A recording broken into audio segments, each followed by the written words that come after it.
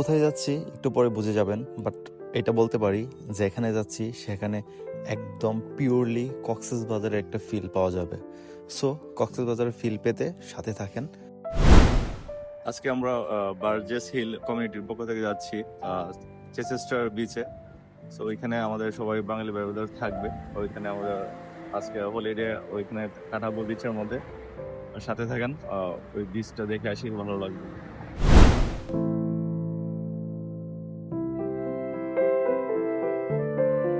রওনা হয়েছি প্রায় 1 ঘন্টা হয়ে গেছে, বাট খুবই ভালো লাগতেছে। চারপাশে অসম্ভব সুন্দর সুন্দর দৃশ্য, মনোরম পরিবেশ, সবকিছু ছবির মতো সুন্দর সাজানো গোছানো, দেখে চোখের শান্তি।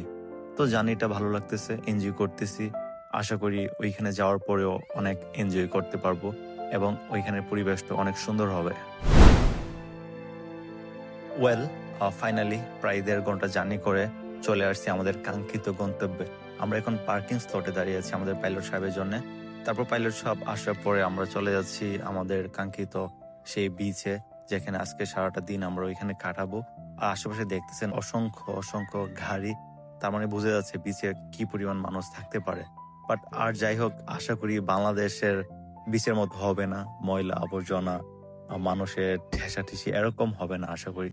বিচে যাওয়ার বেশ কিছু রাস্তা আছে, বাট আমরা এই ছোট রাস্তা দিয়ে যাচ্ছি। এখান থেকে মনে হচ্ছে সাগরটা খুবই সুন্দর দেখা যাচ্ছে। সো আমরা এই রাস্তা দিয়ে যাচ্ছি। আর যাওয়ার পথে আমাদের চোখে পড়ে একটা সাইনবোর্ড, যেখানে কিছু সতর্ক বার্তা ছিল, বিচের নাম ছিল এবং কোথায় কি আছে না আছে একটা ম্যাপ আকারে দেওয়া ছিল। বাংলাদেশে যারা বাসে করে কক্সবাজার যান তারা বুঝতে পারবেন, যেখানে বাস থামাই কক্সবাজার নিয়ে ওয়ার্ল্ড বিচ রিসোর্ট কিংবা ডলফিনের মোড়ের আগে যখন বাস থামায়, তখন এরকম একটা ভিউ দেখা যায়, যেখান থেকে সমুদ্রটা খুবই নিচে মনে হয় আর পুরো সমুদ্রটা দেখা যায়। ওই ফিলটা অন্যরকম। সো আমারও ঠিক ওই রকম একটা ফিল পাচ্ছি এখান থেকে এই সাগরটা দেখে। ফাইনালি চলে আসছি ওয়েটিং সি বিচে। এখান থেকে সাগরটা খুবই চমৎকার লাগতেছে, দেখাই যাচ্ছে একদম নীল পানি। অসংখ্য মানুষ আছে, বাট কক্সবাজারের মতো এত বিশৃঙ্খলা নাই এবং সাগর পাড়ে কোনো ধরনের ঝিনুক টিনুকের শপিং মল নাই, কোনো দোকানপাট নাই, কোনো ফেরি নাই, হকার নাই। খুবই ভালো লাগতেছিল ব্যাপারটা। কাশিম ভাই, কি অবস্থা, কইছো বা? Yeah, this is Wintering Sea Beach, yeah? Wintering sea beach. Yeah, Wintering Sea Beach. এটা চিচেস্টার না? Nice sea beach, very nice. Sandy. No stone here. No stone here. Yeah. আমাদের pilot This is Safuda, yeah. আমাদের pilot আমাদেরকে drive করে নিয়ে আসছে, কিন্তু উড়ে নিয়ে আসছে আকাশ দিয়ে। Pilot Safuda, yeah. পাইলট সেবুদা।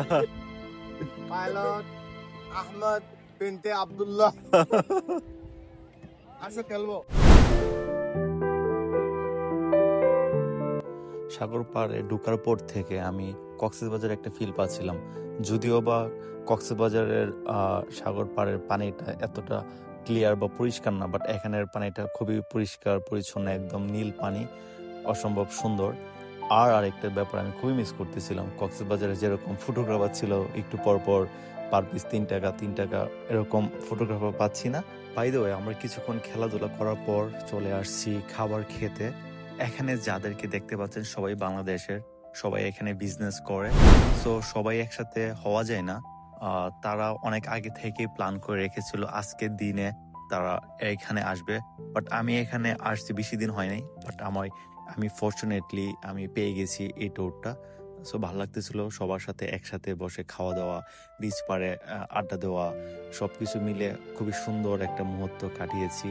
পরিশেষে আমাদের পাইলট সাহেব আমাদেরকে ম্যাপ এঁকে বোঝাচ্ছিল যাওয়ার সময় আমাদেরকে কি করে রাস্তা দিয়ে উড়িয়ে নিয়ে যাবে, সেইগুলো আমাদেরকে ম্যাপ এঁকে বোঝাচ্ছিল যে চিন্তা করো না, তোমাদেরকে টাইম মতো আমরা পৌঁছে দেব। পাইলট সাহেবের এই ম্যাপ বোঝানো দেখে আমার মাথা পুরাই গরম হয়ে গেছিল, তাই মাথা ঠান্ডা করতে সাগরের মধ্যে ঝাঁপ দিয়ে একটু সাঁতার কেটে মাথা ঠান্ডা করে চলে যাওয়ার জন্য প্রস্তুতি নিচ্ছি। রেড বুল খাও, চিল করো। ফান্টা খাও, চিল করো। চিল করো। কাশিম ভাই কি খাও? আমি রেড বুল খাচ্ছি না, হাতে নিচ্ছি। হাতে নিচ্ছি শুধু না। বগনারে যাও।